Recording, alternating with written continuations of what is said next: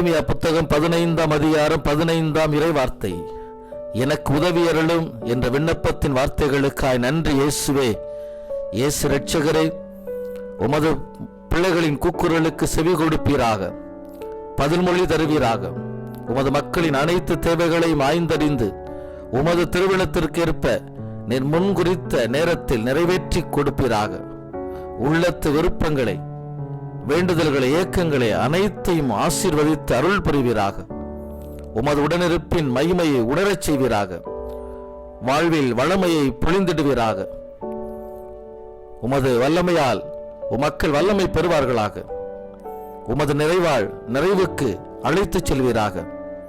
இயேசு கிறிஸ்துவின் இனிய நாமத்தில் மன்றாடுகிறோம் எங்கள் நல்ல பிதாவே.